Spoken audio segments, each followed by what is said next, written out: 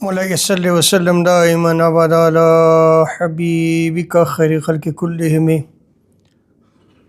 اللہ تبارک و تعالیٰ کا بے پایاں لطف و کرم اور احسان عظیم ہے کہ جس نے ہمیں آج کی بابرکت محفل میں اکٹھے ہونے کی توفیق عطا فرمائی، سب سے بڑھ کر یہ کہ ہمیں دولت ایمان سے بہرامند فرمایا۔ شب برات میں نوافل کو ادا کرنا، قیام کرنا، اللہ کو راضی کرنا، یہ آقا علیہ الصلوۃ والسلام کا حکم مبارک ہے۔ جیسا کہ ابن ماجہ میں نقل کیا گیا ہے کہ آقا علیہ الصلوۃ والسلام ارشاد فرماتے ہیں کہ جب شعبان المعظم کی 15ویں شب ہو، یعنی شب برات ہو، تو تم اس رات قیام کیا کرو اور اس کے دن کا روزہ رکھا کرو۔ اور آقا علیہ الصلوۃ والسلام اس رات قیام فرمایا کرتے اور اتنا طویل سجدہ فرمایا کرتے کہ ام المومنین حضرت عائشہ صدیقہ رضی اللہ تعالی عنہا پریشان ہو جاتی کہ کہیں آقا علیہ الصلوۃ والسلام کا وصال مبارک تو نہیں ہو گیا۔ اسی طرح حضرت مولا علی المرتضیٰ رضی اللہ تعالی عنہ وہ بیان کرتے ہیں کہ شعبان کی 15ویں شب یعنی شب برات کو آقا علیہ الصلوۃ والسلام نے 14 رکعات نوافل ادا فرمائے، اور جب آپ علیہ الصلوۃ والسلام 14 رکعات سے فارغ ہوئے اور آپ تشریف فرما ہوئے، اور اس کے بعد آقا علیہ الصلوۃ والسلام نے یہ وظائف ادا فرمائے کہ 14 مرتبہ سورہ فاتحہ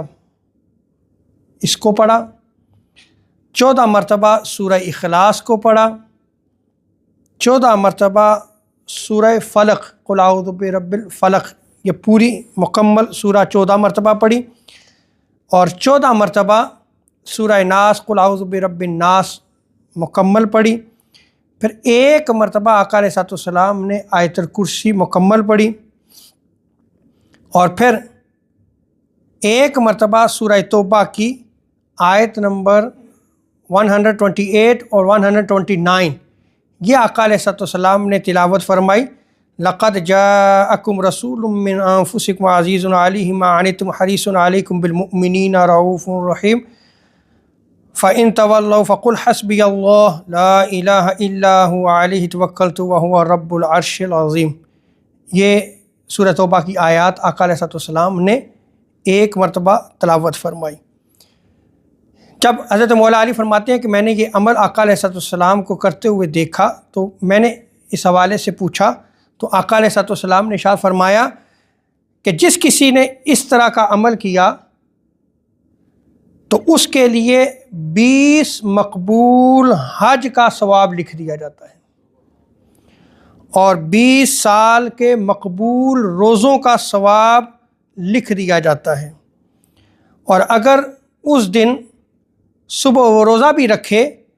تو وہ اس کے لیے ثواب میں 2 سال کے روزوں کے برابر ثواب اس کا لکھا جائے گا، یعنی 1 سال کے گزشتہ روزے اور 1 سال کے آنے والے روزوں کے برابر اس کو اس کا ثواب عطا کیا جائے گا۔ تو آپ اس روایت میں غور کریں کہ شعبان المعظم کی 15ویں شب یعنی شب برات آقا علیہ الصلوۃ والسلام کا یہ معمول مبارک تھا۔ اور اس روایت کے متعلق امام عبدالحی لکھنوی الآثار المرفوعہ میں آپ ملا علی قاری کے حوالے سے بیان کرتے ہیں کہ انہوں نے اس حدیث مبارکہ کو ضعیف کہا ہے، یعنی حدیث ضعیف ہے یہ، اور محدثین کا آگے فرماتے ہیں کہ محدثین کا اس میں اتفاق ہے کہ فضائل اعمال میں حدیث ضعیف پر عمل جائز ہے، اور محدثین کا اس بات پہ بھی اتفاق ہے کہ نوافل کی ادائیگی میں آقا علیہ الصلوۃ والسلام کے حوالے سے صحیح احادیث نقل کی گئی ہیں، تو اس کے بعد اس کی تعداد یا کیفیت کے بیان میں اگر ضعف بھی آ جائے تو اس میں کوئی نقصان نہیں۔ اسی طرح اگر آپ دیکھیں تو حضرت امام حسن علیہ السلام، ان کا شعبان المعظم کی 15ویں شب یعنی شب برات کو کیا معمول تھا؟ جب آپ سے یہ پوچھا گیا تو آپ نے ارشاد فرمایا کہ شب برات کو میں 3 حصوں میں اس رات کو تقسیم کرتا ہوں۔ اس رات کو 3 حصوں میں کیسے تقسیم کرتا ہوں؟ آپ نے فرمایا کہ میں اس رات پہلے حصے میں اپنے نانا جان محمد مصطفیٰ صلی اللہ تعالیٰ علیہ وسلم پر درود پاک پڑھتا ہوں، اور دلیل کے طور پہ امام حسن علیہ السلام نے یہ آیت کریمہ تلاوت فرمائی، یا ایھا الذین آمنوا صلوا علیہ وسلموا تسلیما۔ تو پہلے حصے میں آپ کا معمول مبارک شب برات میں کیا تھا کہ کثرت سے درود پاک پڑھتے۔ فرماتے کہ دوسرے حصے میں استغفار کرتا ہوں اور اللہ تبارک و تعالیٰ کے اس حکم پہ میں عمل کرتا ہوں، وَمَا كَانَ اللَّهُ مُعَذِّبَهُمْ وَهُمْ يَسْتَغْفِرُونَ، اور نہ ہی اللہ ایسی حالت میں ان پر عذاب فرمانے والا ہے کہ وہ اس سے مغفرت طلب کر رہے ہوں۔ تو دوسرا حصہ میں استغفار کرتا ہوں، اور تیسرے حصے میں امام حسن علیہ السلام آپ ارشاد فرماتے ہیں کہ میں نماز پڑھتا ہوں